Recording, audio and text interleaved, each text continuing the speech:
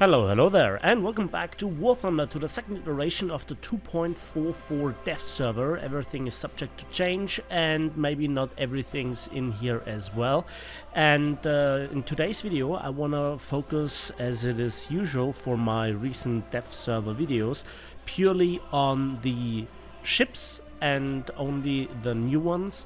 And the Americans in this update don't seem to get anything. We continue with Germany, and we get the Schütze, and well, this is basically a post-World War II patrol boat with a single 40mm Bofors, but it's the really modern one, so it also has the anti-aircraft shells. It seems to overheat a bit faster than the well-known Bofors 40mm-60, -60, and it doesn't get anything else. No depth charges, no mines, no torpedoes, not even an artillery strike as it stands right now.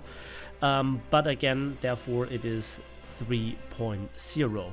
We continue with the Soviets, and they get the SM-4, and that is a really cool looking patrol boat with three 12.7mm disc machine guns. We get some small depth charges and two 53-38 torpedoes, so this could be cool. In this case, it's not fully upgraded. Maybe it's something around 60 kilometers per hour. Then we come to Great Britain, and we get apparently a new reserve, the MTB-35, two depth charges and one twin heavy machine gun mount. Yeah, okay. But the great news is that we get the HMS Warspite herself in its 1942 configuration. A quick look in the tech tree shows us that it is basically coming behind the first generation of super dreadnoughts, if you will, the R&U class. And yeah, it is a really cool ship. So first of all, this could be, well, a segment of the Buckingham Palace, as high as it is. Further, this ship has radar together with its AA, so that helps a bit.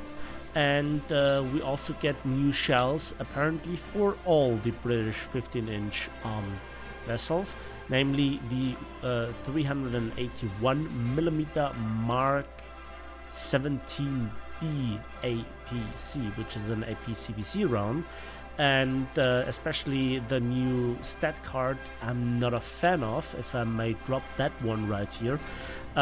So as you can see, at 10 kilometers we go from 467 to 497 millimeters of penetration. The rest kind of seems the same. It is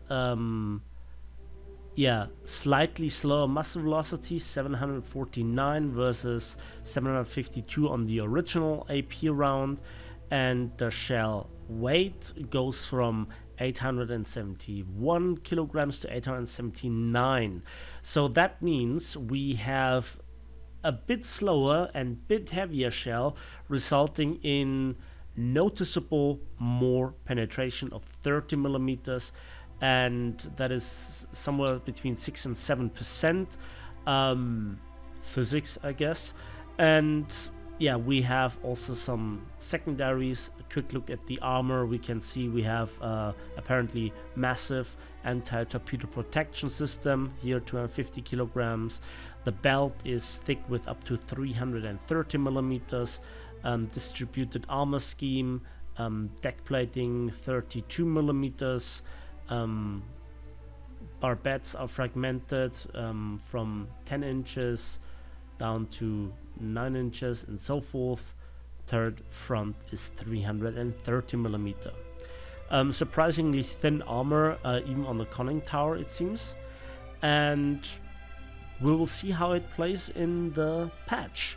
And I'm looking forward to play this and give you an actual review on it. Then we continue with Japan, and Japan also gets a new reserve here, the Type T14 Mod 2. Again, some depth charges, some torpedoes, single 25mm. I didn't really notice here a significant difference to the Type T14 original reserve, which seems to be just a normal, regular pre-reserve 1.0 as it stands right now. Very interesting. And then we get also a new destroyer for battle rating 3.7. It has 3 5-inch guns with a twin mount in the rear.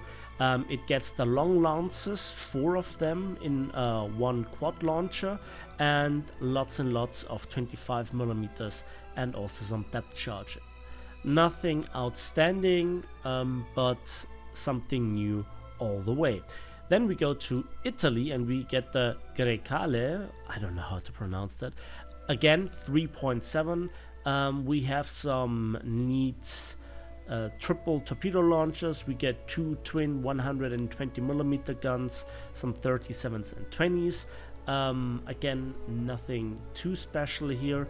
As you can see in the Blue Water Fleet, it comes here right after the Aquila, and that's all she wrote for that. Then we come to France, and France gets some new, well, patrol boats. For them as well, a new reserve. I don't know what Gaijin is trying to achieve here, but okay. The VTB-12, which has some meaningful 13.2mm. Those are weapons that actually can do enemy patrol boats, unlike 7.7s. Don't cough at them, right? They are somewhat useful for battle rating 1.0. We also have here the, you can see the line. Ah yeah, by the way, nice mistake here, but whatever. And let's have a quick look at the torpedoes. The 26V is not really that impressive. Maybe in a patrol boat torpedo jousting they are somewhat fast, but low range and low TNT. And that goes also for the VTB-18, same story, except that it has a 37 single shot in the front. Let me quickly go to the visual model. Not really sure how useful that is. Main weapon will be obviously the heavy machine guns. Then we have the Aconit or Aconi, I don't know, and it has 102mm in the front, some 20mm, a 40mm, which might be interesting, and 2 single 57mm 6-pounders here in the back. Yeah, really slow ship. Might reach 30 kilometers per hour. Some depth charges, but again, nothing that would win the French any award. Unlike the Marne, and that is just ridiculous. This again is a subchaser, so I guess it will actually spawn. Will it spawn with patrol boats? Maybe. It is slow, maybe breaching 40 fully spaded, and it has 4 100mm guns and 2 65mm guns. So that gives you a broadside of 4 heavy guns. There is no machine gun, no torpedo, no depth charge whatsoever. So that's it. You even get AP. And the SAP rounds, well, not terrible actually, but we will see how it plays out. I mean, again, this has 16mm of steel, so I'm not quite sure if you can actually damage it even with 40mm. We'll have to see how it plays out.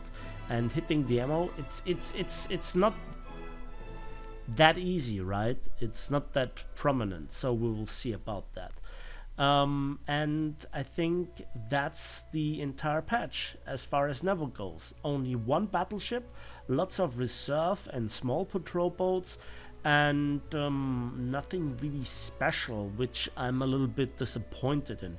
I would even welcome some missile boats for the more struggling nations like Japan, or maybe even one for France that makes a good impression.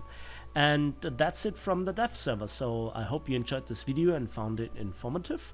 If so, please give this video a like if you did, subscribe if you want to see more, and as usual, let me know in the comment section if you like this video, the presentation, the content, or the information, and as well as you know, not forgetting to subscribe, because not a lot of you do. And as usual, we will see each other on the battlefields, in the skies, and on the waves of War Thunder.